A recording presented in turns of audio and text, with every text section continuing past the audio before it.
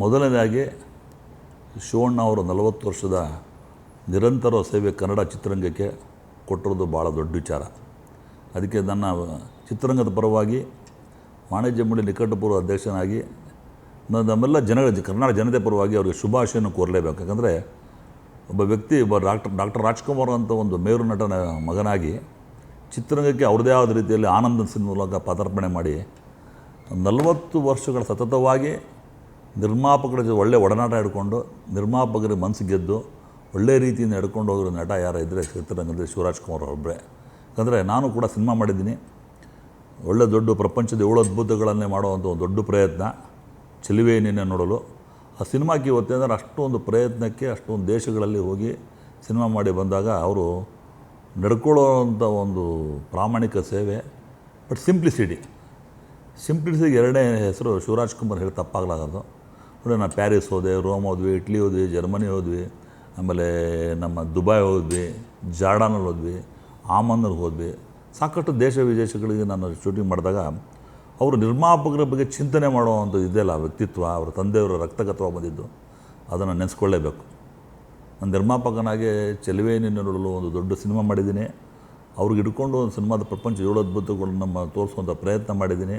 ಆ ಪ್ರಯತ್ನ ತಕ್ಕಂತೆ ಶಿವರಾಜ್ಕುಮಾರ್ ಅವರಾಗಲಿ, ಅವರ ಧರ್ಮಪತ್ನಿಯವರಾದ ಗೀತಾ ಶಿವರಾಜ್ಕುಮಾರ್ ನನಗೆ ಬೆಂಬಲವಾಗಿ ನಿಂತ್ಕೊಂಡು ನನ್ನ ಮಾರ್ಗದರ್ಶನ ಕೊಟ್ಕೊಂಡು ಒಳ್ಳೆಯ ರೀತಿಯಿಂದ ಒಂದು ಒಳ್ಳೆಯ ವ್ಯಕ್ತಿತ್ವಗಳಿಂದ ಆ ಸಿನಿಮಾ ಮಾಡಲಿಕ್ಕೆ ಭಾಳ ಅವಕಾಶ ಮಾಡಿಕೊಟ್ರು. ಅದೇ ಥರ ನಾನು ಅವರ ಫ್ಯಾಮಿಲಿಗೆ ಭಾಳ ಹತ್ತಿರ.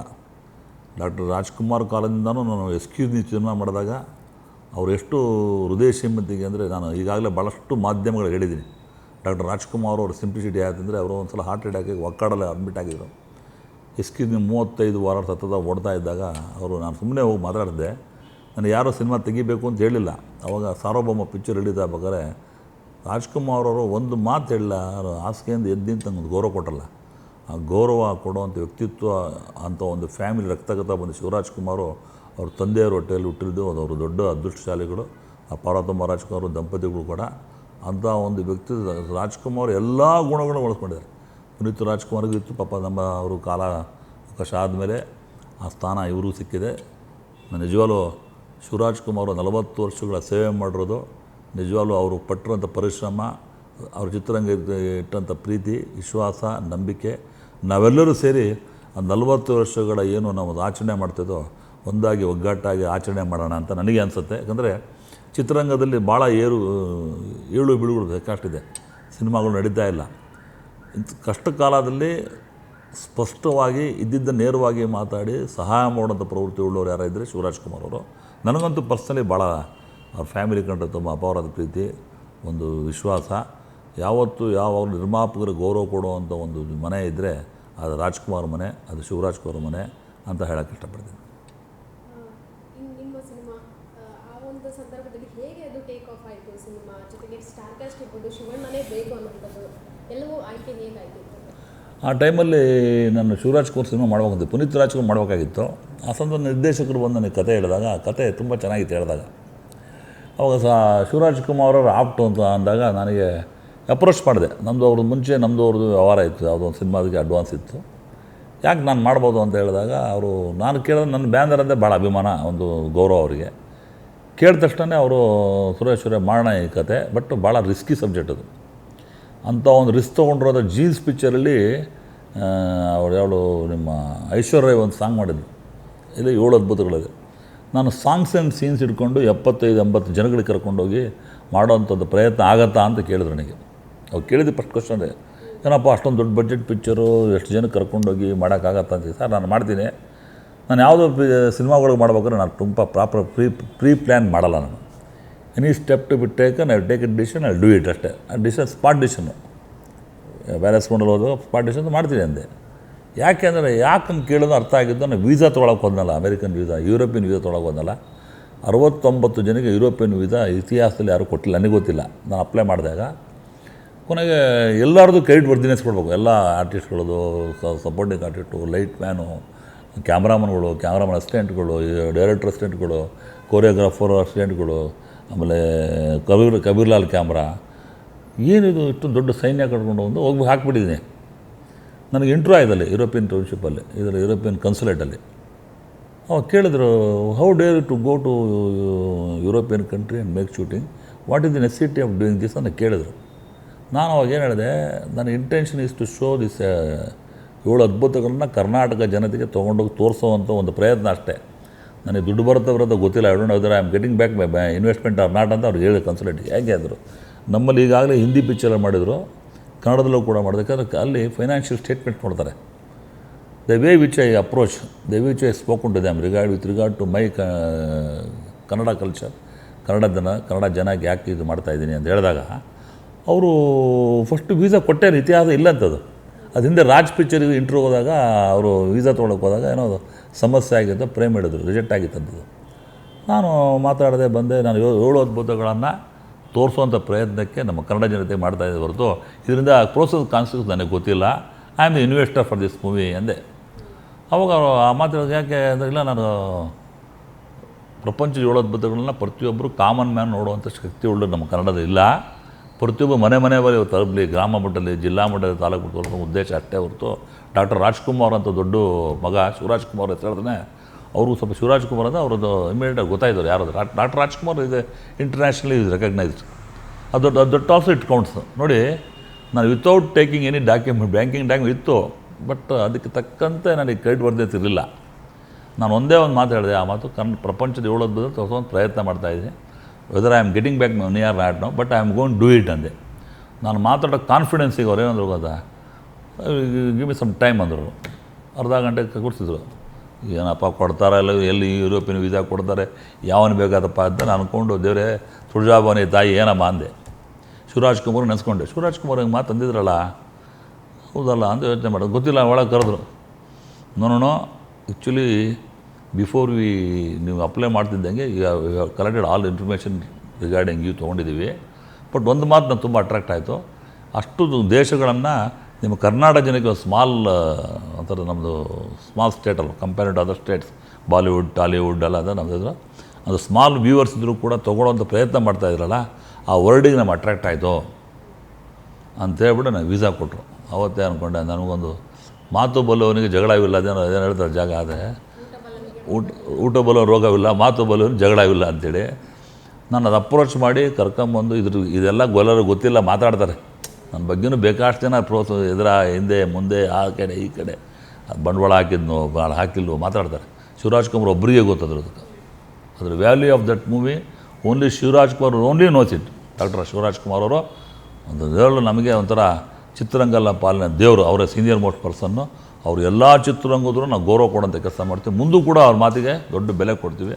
ಅಂಥ ಒಂದು ವ್ಯಕ್ತಿಗೆ ನನ್ನ ಸಿನಿಮಾ ಮಾಡಿರೋದು ನನ್ನ ಜೀವನದಲ್ಲಿ ದೊಡ್ಡ ಒಂದು ಸಾಧನೆ ಅಂತ ಅನ್ಕೊತೀವಿ ಹೊರತು ನಾನು ಯಾವಾಗಲೂ ನಾನು ಅವ್ರ ಬಗ್ಗೆ ಒಂದು ಮಾತಾಡೋಲ್ಲ. ಯಾಕಂದರೆ ಅವರು ಅಂಥ ಒಂದು ಫ್ಯಾಮಿಲಿಯಿಂದ ಬಂದಿದ್ದಾರೆ, ಅಂಥ ಫ್ಯಾಮಿಲಿಗೆ ಒಳ್ಳೇದಾಗಬೇಕು. ಇವತ್ತು ಡಾಕ್ಟರ್ ಪುನೀತ್ ರಾಜ್ಕುಮಾರ್ ಕಳ್ಕೊಂಡು ನಾವು ಆಲ್ರೆಡಿ ಬರಡಾಗಿ ಹೋಗಿದ್ದೀವಿ.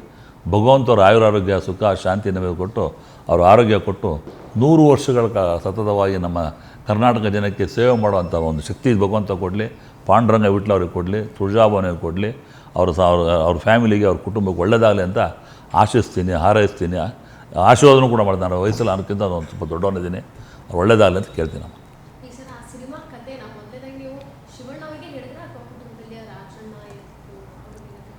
ಸಿನಿಮಾ ಕಥೆನ ಶಿವರಾಜ್ ಕುಮಾರ್ ಹೇಳಿದ್ದು.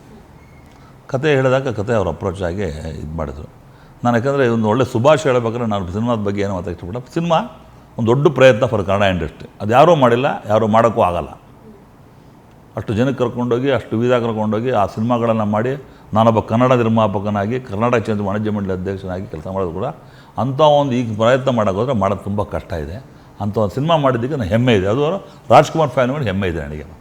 ದುಬೈನಲ್ಲಿ ನಂಬ್ತಿರೋ ಬಿಡ್ತು ಕನ್ನಡ 150 ಬಾಟ್ ಆಡ್ತಿದ್ವಿ, ಕನ್ನಡ ಬಾಟಗಳ.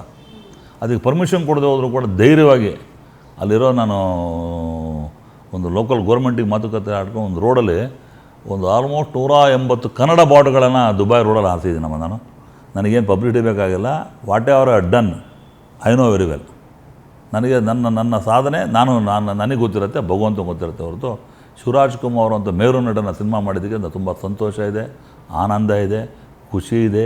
40 ವರ್ಷಗಳ ಸೇವೆ ಮಾಡಿರೋದು ನಾಳೆ ಸ್ಮಾಲ್ ವಿಚಾರ, ನಾಳೆ ಸ್ಮಾಲ್ ಇದು.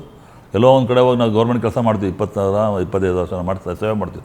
ಸಿನಿಮಾ ರಂಗದಲ್ಲಿ ದೊಡ್ಡ ಹೀರೋ ಆಗಿ ಇವತ್ತಿಗೂ ಅದೇ ಥರ ಚಾರಣ ಸಿಡ್ಕೊಂಡು ಅದೇ ಥರ ವರ್ಚಸ್ ಹಿಡ್ಕೊಂಡು ಅದೇ ಥರ ಶಕ್ತಿ ಹಿಡ್ಕೊಂಡು ವೈಬ್ರೇಷನ್ ಅದರ ಶಿವಣ್ಣ ಇದ್ದೆ ಮಾಡೆಲ್ ಫಾರ್ ಆಲ್ ಯಂಗ್ಸ್ಟರ್ಸ್. ಏನು ಇವತ್ತು ಡ್ಯಾನ್ಸ್ ಅವ್ರು ಮಾಡೋ ಡ್ಯಾನ್ಸಲ್ಲಿ ಎನರ್ಜಿ ಎಷ್ಟು ಭಗವಂತ ಅದೇ ಥರ ಅವ್ರಿಗೆ 100 ವರ್ಷಗಳ ಕಾಯ್ದು ಬಾಳಲಿ ಅಂತ ಹಾರೈಸ್ತೀನಿ. ತುಳಜಾಭವಾನಿ ತಾಯಿ ಒಳ್ಳೇದು ಮಾಡ್ತೀನಿ ಅಂತ ಹೇಳಿದ್ದೀನಿ. 100% ಹಿ ಈಸ್ ಅವರ್ ಅಸೆಟ್. ಇದು ಕನ್ನಡ ಚಿತ್ರರಂಗದ ದೊಡ್ಡ ಆಸ್ತಿ ಅಂತ ಹೇಳಕ್ಕೆ ಇಷ್ಟಪಡ್ತೀನಿ. ಚೆಲುವೆ ನಿನ್ನ ನೋಡಲು ಅನ್ನೋ ಟೈಟಲ್ ಜೊತೆಗೆ ರಾಜ್ಕುಮಾರ್ ಸರ್ ಸಾಂಗ್ ಒಂದು ಸಾಲಿತ್ತು. ಸೊ ಅದೇನಾದರೂ ಇನ್ಸ್ಪೈರ್ ಆಗ್ತದೆ? ಇಲ್ಲ, ಚೆಲುವೆ ನಿನ್ನ ನೋಡಲು ಮಾಡೋ ಮುಂಚೆ ನಾನು ಪಾರ್ವತಮ್ಮ ರಾಜ್ಕುಮಾರ್ ಹೋಗಿ ಕೇಳ್ಕೊಂಡೆ. ಅವ್ರು ಏನಪ್ಪ ನಮ್ಮ ಟೈಟ್ಲ್ ಇಟ್ಬಿಟ್ಟಿದ್ಯಾ ಅಂದರು. ಅಮ್ಮ ನಾನು ಟೈಟ್ಲ್ ಇಟ್ಕೊಂಡಿದ್ದೀನಿ, ನಿನ್ನ ಮಗಂದೇ ಸಿನಿಮಾ ಮಾಡ್ತಾಯಿದ್ದೀನಿ, ಏನೋ ಆದರೂ ನೀನು ಧೈರ್ಯ ಅದೇ ನಾನು 7 ಬತ್ತ ಮಾಡ್ತೀನಿ ಅಂತ ಕೇಳಿದ್ರು. ಅದಕ್ಕೆ ಡಾಕ್ಟರ್ ರಾಜ್ಕುಮಾರ್ ಅವರ ಆಶೀರ್ವಾದ ಬೀಳಲಿ ಅಂತ ಸಿನಿಮಾಕ್ಕೆ. ಅದಕ್ಕೆ ಚೆಲುವೆ ನಿನ್ನ ನೋಡಲು ಅಂತ ನಾವು ನಮಗೆ ಕ್ಯಾಪಿಟಲ್ ಹೋಟ್ಲ್ ಇದೆಯಲ್ಲ, ಕ್ಯಾಪಿಟಲ್ ಅದು ಚಾನ್ಸರಿ ಹೋಟ್ಲಲ್ಲಿ ಶೂಟಿಂಗ್ ಮಾಡ್ತಾಯಿದ್ವಿ. ನಮ್ಮದೊಂದು ಫುಲ್ಲು ಸೆಟ್ಟು, ಒಂದು 100-200 ಜನ ಕಲಾವಿದರು, ಕಲಾವಿದರು ಎಲ್ಲ ಬಂಚ್ ಆಫ್ ಆರ್ಟಿಸ್ಟು.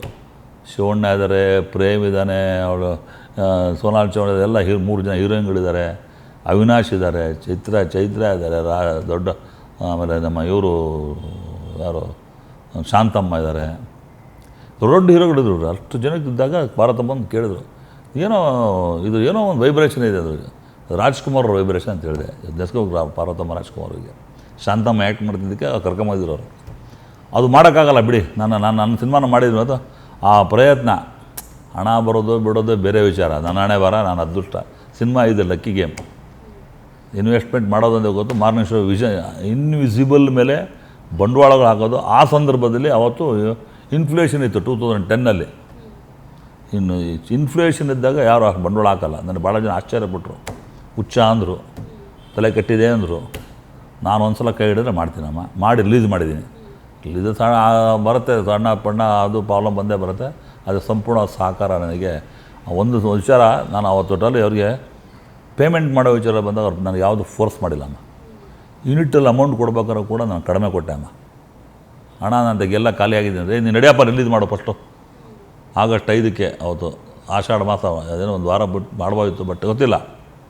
ಅವ್ರು ಸಪೋರ್ಟ್ ನಂಗೆ ಮಾಡಿದರು. ಗೀತಾ ಶಿವರಾಜ್ಕೊಂಡು ನೆನೆಸ್ಕೊಳ್ಳೇಬೇಕು. ತುಂಬ ಹೃದಯ ಶ್ರೀಮಂತಿಕಿದೆ. ನನ್ನ ಕೆಲವು ಮಿಸ್ಟೇಕ್ಸ್ಗಳಿತ್ತು. ಅಂತ ಒಂದು ದೊಡ್ಡ ಸಿನಿಮಾ ಮಾಡಿದಾಗ ಈಸ್ ಹ್ಯೂಮನ್ ಎಂತ ಅಂಥದ್ದೆಲ್ಲ ಸಹಿಸ್ಕೊಂಡು ನಾನು ಕೂಡ ಒಂದು ಒಳ್ಳೆಯ ಭಾವನೆಯಿಂದ, ಒಳ್ಳೆಯ ಹೃದಯದಿಂದ ಕಲ್ಮಶಗಳು ಇಟ್ಕೊಂಡು ಆ ಸಿನಿಮಾ ಮಾಡಿದೆ. ಭಗವಂತ ನನಗೆ ಇವತ್ತು ತುಂಬ ಚೆನ್ನಾಗಿಟ್ಟಿದ್ದಾನೆ. I am very happy with the blessings of Tuljabhavani. Kannada ಜನ ಕೈ ಹಿಡಿದ್ರು. ಚೆಲುವೆ ನಿನ್ನ ನೋಡಾದ್ಮೇಲೆ ವಾಣಿಜ್ಯ ಮಂಡಳಿ ಅಧ್ಯಕ್ಷ ಕೂಡ ನನಗೆ ಮಾಡಿದರು. ಅದಕ್ಕೆಲ್ಲ ಮೂಲ ಆ ಫ್ಯಾಮಿಲಿ ಅಂತ ಹೇಳಕ್ಕೆ ಇಷ್ಟಪಡ್ತೀನಿ. ಅದು ನೋಡಿ, ಸಂಭಾವನೆ ವಿಚಾರಗಳನ್ನು ಮಾತಾಡೋದು ತಪ್ಪಾಗತ್ತೆ. ಇದು only between producer and hero. ನನಗೆ ಕೈ ಹಿಡ್ಕೊಂಡು ಸಂಭಾವನೆ ಮಾಡೋಣ, ನನಗೆ ಆಗೋ ಅಷ್ಟು. ಅಲ್ಲಿ ನಮಗವ್ರಿಗೆ ಡಿಸ್ಕಷನ್ ಆಗಿಲ್ಲ. ಅದರಿಂದ ಆ ವಿಚಾರದಲ್ಲಿ ನನಗೆ ತುಂಬ ರೆಸ್ಪೆಕ್ಟ್ ಇದೆ. ನಾನು ಖುಷಿಯಾಗಿ ಕೊಟ್ಟಿದ್ದೀನಿ. ಏನೇ ಕೊಟ್ಟು ಖುಷಿಯಾಗಿ ತೊಗೊಂಡಿದ್ದಾರೆ. ಅವರು ಖುಷಿಯಾಗಿ ಸಿನಿಮಾ ಇವತ್ತಿಗೂ ಅದೇ ಗೌರವ ನನಗೆ ಕೊಡ್ತಾರೆ. ಬಾಪ ಹ್ಯಾಪಿ ಮ್ಯಾನ್ ಅಂತಾರೆ. ಇನ್ನೇನು ಬೇಕಮ್ಮ ನನಗೆ? ಇವತ್ತು ಅದೇ ಗೌರವ. ಫ್ಯಾಮಿಲಿಗೆ ಹೋದರೆ ಎಲ್ಲ ನಗ್ತಾರೆ, ನಗ್ತಾ ಮಾತಾಡ್ತಾರೆ. ಸಾಕು ನನಗೆ. I am happy.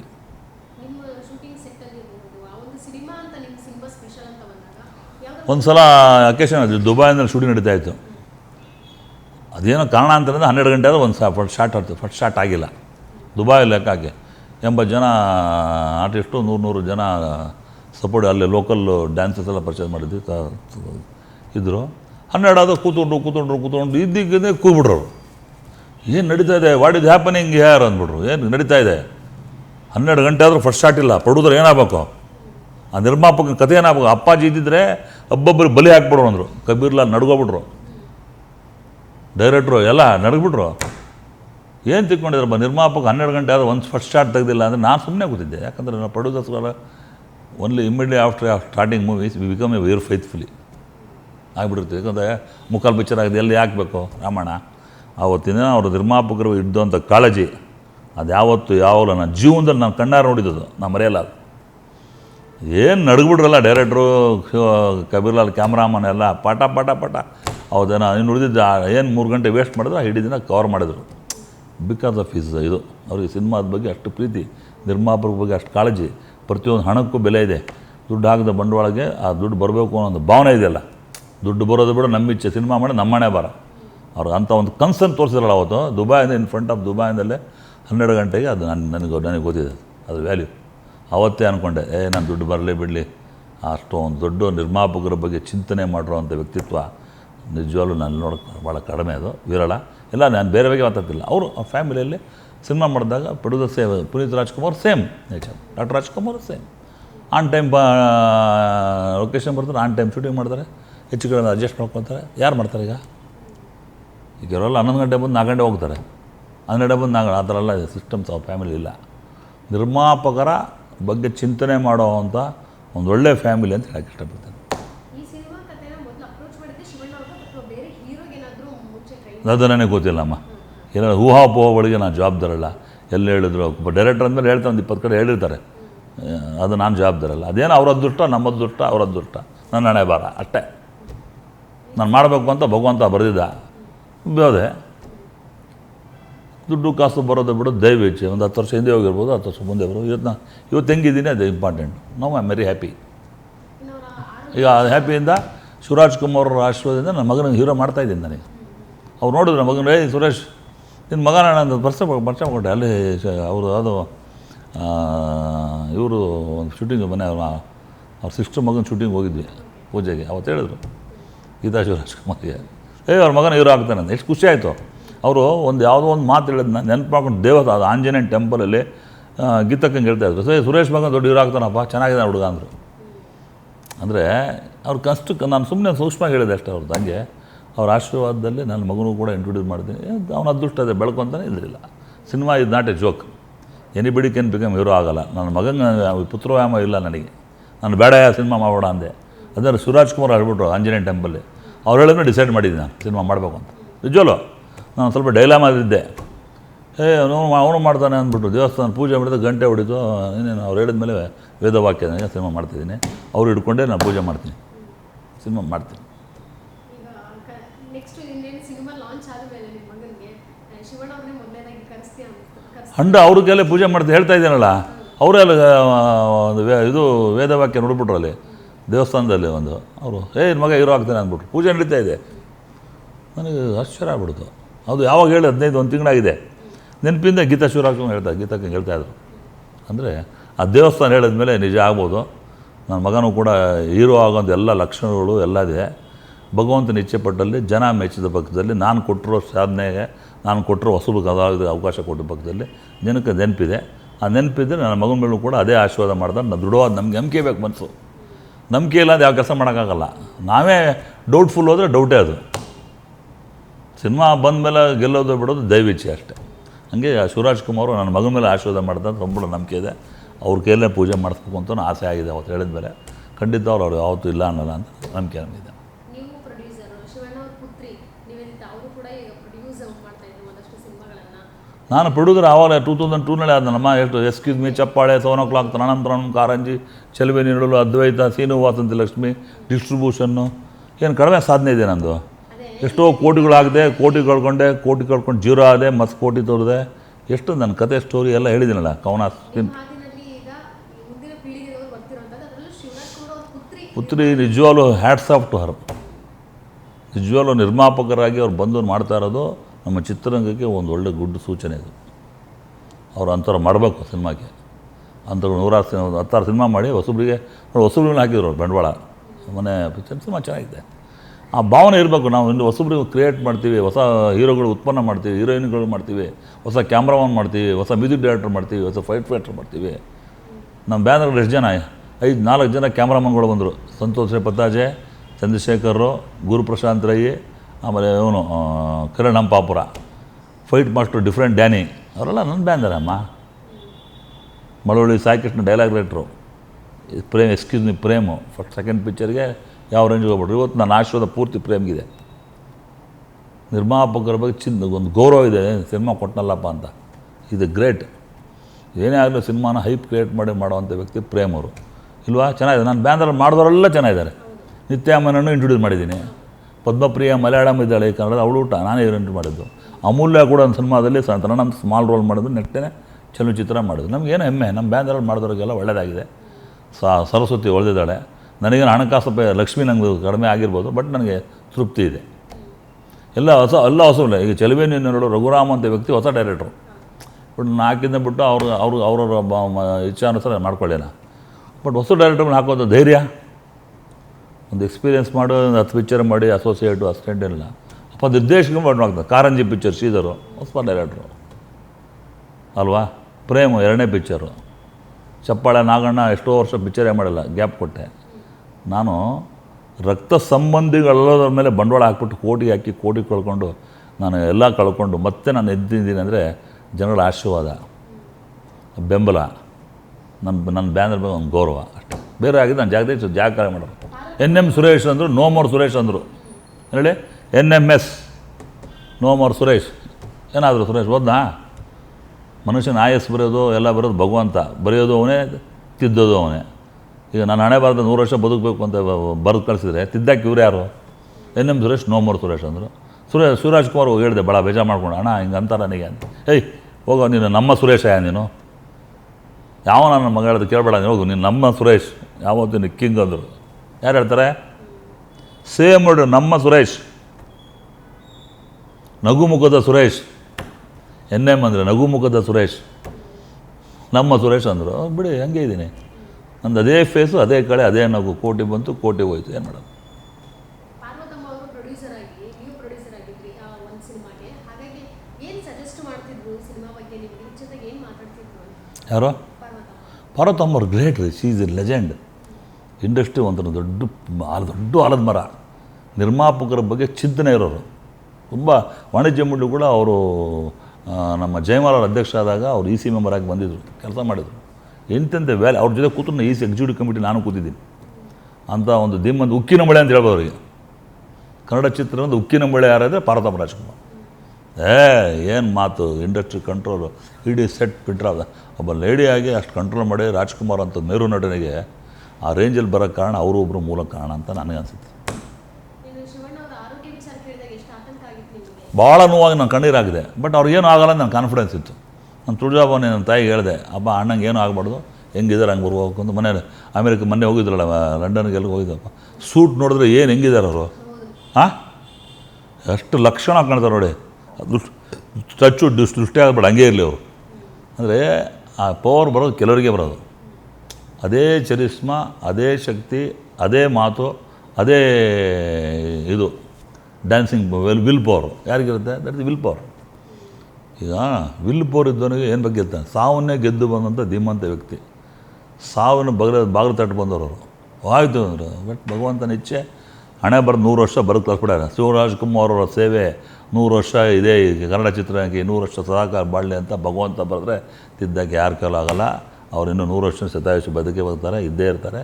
ಚಿತ್ರರಂಗ ಸೇವೆ ನಿರಂತರವಾಗಿರಲಿ ಅಂತ ಹಾರೈಸ್ತೀನಿ, ಆಶಿಸ್ತೀನಿ. 40 ವರ್ಷಗಳ ಸೇವೆ ಮಾಡಿದ್ದು ದೊಡ್ಡ ಇದು ಸರ್ಕಾರ ಮಟ್ಟದಲ್ಲಿ ಮಾಡಬೇಕು. ನಮ್ಮ ವಾಣಿಜ್ಯ ಮಂಡಳಿಯವರು ಕೂಡ ದೊಡ್ಡ ಮಟ್ಟದ ಒಂದು ಕಾರ್ಯಕ್ರಮ ಮಾಡಿ ಅವ್ರಿಗೆ ಗೌರವ ಕೊಡೋಂಥ ಕೆಲಸ ಮಾಡಲಿ ಅಂತ ನಾನು ವಾಣಿಜ್ಯ ಮಂಡಳಿಗೆ ಒತ್ತಾಯ ಕೂಡ ಮಾಡ್ತೀನಿ. ಇಂಥ ಕೆಲಸ ಮಾಡಿದಾಗ ನಮ್ಮ ಇಂಡಸ್ಟ್ರಿಗೆ 40 ವರ್ಷ ಸೇವೆ ಮಾಡುವಂಥ ವ್ಯಕ್ತಿ ಬಗ್ಗೆ ಒಂದು ಫಂಕ್ಷನ್ ಮಾಡಿದಾಗ ಇಡೀ ರಾಜ್ಯ ಮಟ್ಟದಲ್ಲಿ, ರಾಷ್ಟ್ರ ಮಟ್ಟದಲ್ಲಿ ಒಂದು ಸುದ್ದಿ ಆಗಬೇಕು. ಕನ್ನಡ ಚಿತ್ರರಂಗ ಇವತ್ತು ಅಂತಾರಾಷ್ಟ್ರೀಯ ಮಟ್ಟ ಹೆಸರು ಮಾಡಿದೆ. ಕಾಂತಾರ ಅಂತ ಸಿನಿಮಾ ಕೊಟ್ಟಿದ್ದೀವಿ, KGF ಅಂತ ಸಿನಿಮಾ ಕೊಟ್ಟಿದ್ದೀವಿ, ಹೊಸರು ಇಟ್ಕೊಂಡು ಕೂಡ ಸಿನಿಮಾ ಗಳಿಸಿ ತೋರಿಸ್ಕೊಟ್ಟಿದ್ದೀವಿ. ಇದನ್ನು ಮಾಡಬೇಕು ಅಂದರೆ ಇಂಥ ಒಂದು ಕಾರ್ಯಕ್ರಮ, ಅದು ಅರ್ಥಪೂರ್ವವಾದ ಕಾರ್ಯಕ್ರಮ ಆಗುತ್ತೆ ಇದು. ಇದನ್ನು ದಯವಿಟ್ಟು ನಾನು ಈ ಪ್ರೆಸೆಂಟ್ ಅಧ್ಯಕ್ಷರಿಗೆ, ನಮ್ಮ ಸಾರಾ ಗೋವಿಂದವ್ರಿಗಾಗಲಿ, ನಿರ್ಮಾಪಕ ಅಧ್ಯಕ್ಷರಿಗಾಗಲಿ ಕೇಳ್ಕೊತೀನಿ. ನಾನು ಕೂಡ ಅವ್ರ ಜೊತೆ ಸೇರ್ಕೊತೀನಿ. ಇದೊಂದು ಅರ್ಥಪೂರ್ಣವಾದ ಕಾರ್ಯಕ್ರಮ ಮಾಡಿ ದೊಡ್ಡ ಮಟ್ಟದಲ್ಲಿ, ರಾಜ್ಯ ಮಟ್ಟದಲ್ಲಿ, ರಾಷ್ಟ್ರ ಮಟ್ಟದಲ್ಲಿ, ಅಂತಾರಾಷ್ಟ್ರೀಯ ಮಟ್ಟ ಸುದ್ದಿ ಮಾಡೋವಂಥ ಒಂದು ಕಾರ್ಯಕ್ರಮ. ತಾವು ಕೂಡ ಭಾಗಿಗಳಾಗಿ, ಮಾಧ್ಯಮದವರು ತಾವು ಕೂಡ ಇದು ಪಾರ್ಟ್ ಆಫ್ ದಿ ಫಂಕ್ಷನ್ ಆಗಿ ಅಂತ ತಮ್ಮ ಮೂಲಕ ಎಲ್ಲ ಮಾಧ್ಯಮದ ಮಿತ್ರರಿಗೂ, ಎಲೆಕ್ಟ್ರಾನಿಕ್ ಮೀಡಿಯಾದವ್ರಿಗೂ, ಪ್ರಿಂಟ್ ಮೀಡಿಯಾದ್ರು ನಾನು ಕೇಳ್ಕೊತೀನಿ. ಶಿವಣ್ಣ ಸಂದರ್ಭ ಕೂಡಿಲ್ಲಮ್ಮ, ಮಾಡಬಾರ್ದು. ಇವತ್ತು ನಾನು ಮಾಡಬಾರ್ದು, ಓಪನ್ ಹಣಕಾಸು ಸಮಸ್ಯೆ. ನಾನು ಫಸ್ಟ್ ಐ ಶುಡ್ ಸ್ಟ್ಯಾಂಡ್ ಅಲ್ವಾ. ಈ ಸಿನಿಮಾ ಮಾಡೋದೇ ನನ್ನ ಫ್ಯಾಕ್ಟ್ರಿನ ಎಸ್ಕಿರಿ ಚಪ್ಪಾಳೆ 7 o'clock ನಾನು ಎಲ್ಲ 6 ತಿಂಗಳು ಗ್ಯಾಪ್ ಮಾಡ್ಕೋದೆ. ಅವಾಗ ನನ್ನ ತಾಕತ್ತಿತ್ತು, ಶಕ್ತಿ ಇತ್ತು. ಈ ಏಜ್ ಫ್ಯಾಕ್ಟ್ರ್ ಆಫ್ ಆಗೋದು. ಈ time I cannot take much tension. ಮಗನ ಮಾಡ್ತಾಯಿದ್ದೆ ನಾನು. 2 ಮಕ್ಕಳು, ಹೆಣ್ಮಕ್ಳು ಮದುವೆ ಮಾಡಿದೆ. ಅಲ್ಲ ಜವಾಬ್ದಾರಲ್ವಾ. ನಾನು ಸಿನಿಮಾ ಮಾಡ್ತಾ ಹೋದರೆ ಮಕ್ಕಳು ಬರೀ ಯಾರು ನೋಡ್ಕೊತಾರೆ? 2 ಮದುವೆ ಒಟ್ಟಿಗೆ ಮಾಡಿದ್ದಾರೆ. ಅದ್ದೂರಿ ಮದುವೆ ಮಾಡಿದೆ ಪ್ಯಾಲೇಸ್ ಗ್ರೌಂಡಲ್ಲಿ. ಶಿವರಾಜ್ ಕುಮಾರ್ ಅವರು ಬಂದಿದ್ದರು. ಮೊನ್ನೆ ಮುಖ್ಯಮಂತ್ರಿ ಸಿದ್ದರಾಮಯ್ಯ ಅವರು ಕೂಡ ಬಂದಿದ್ದರು. ನಮ್ಮ ಮನೆ ಮುಖ್ಯಮಂತ್ರಿಗಳಾದ DK ಶಿವಕುಮಾರ್ ಬಂದಿದ್ದರು. ನಿಕಟಪೂರ್ವ ಮುಖ್ಯಮಂತ್ರಿಗಳು ಬೊಮ್ಮಾಯಿಯವರು ಕೂಡ ಬಂದಿದ್ದರು. ಅಂದರೆ ನಾನು ಯಾವ ಜನ್ಮ ಪುಣ್ಯ ಮಾಡೋದು. ನಾನು ಒಬ್ಬ ಆರ್ಡರೇ ಮನ್ಸನ್ನಿಗೆ ವಾಣಿಜ್ಯ ಮಂಡಳಿ ಅಧ್ಯಕ್ಷನಾದ ಮೇಲೆ ನನ್ನ ಮದುವೆಗೆ ಇಂಥವರೆಲ್ಲ ಬಂದು ಆಶೀರ್ವಾದ ಮಾಡೋರಲ್ಲ, ಅದಕ್ಕಿಂತ ದೊಡ್ಡ ಆಸ್ತಿ ಯಾವುದಿಲ್ಲ. ಎಷ್ಟು ಕೋಟಿ ಹೋಗಿರ್ಬೋದು. I forgotten everything, I may become a fresh man. Fresh ಬಿಡಲ್ಲ. ಶಿವರಾಜ್ ಕುಮಾರ್ ಪಿಕ್ಚರು ಮಾಡ್ಬೋದು, ಮಾಡ್ತೀನಿ. ಭಗವಂತನ ಶಕ್ತಿ ಇದ್ದರೆ, ಪ್ರೇರಣೆ ಇದ್ದರೆ ಯಾವುದು ಯಾವತ್ತೂ ಯಾವ ಕಾಲ ನಿಲ್ಲಿಸೋಕ್ಕಾಗಲ್ಲ. ನಾನು ಮಾಡುವಂಥ ಕೆಲಸ ನಾನು ಮಾಡ್ತೀನಿ. Thank you. ಗ್ಯಾರಂಟಿ ನ್ಯೂಸ್, ಸುದ್ದಿ ಖಚಿತ, ನ್ಯಾಯ ನಿಶ್ಚಿತ.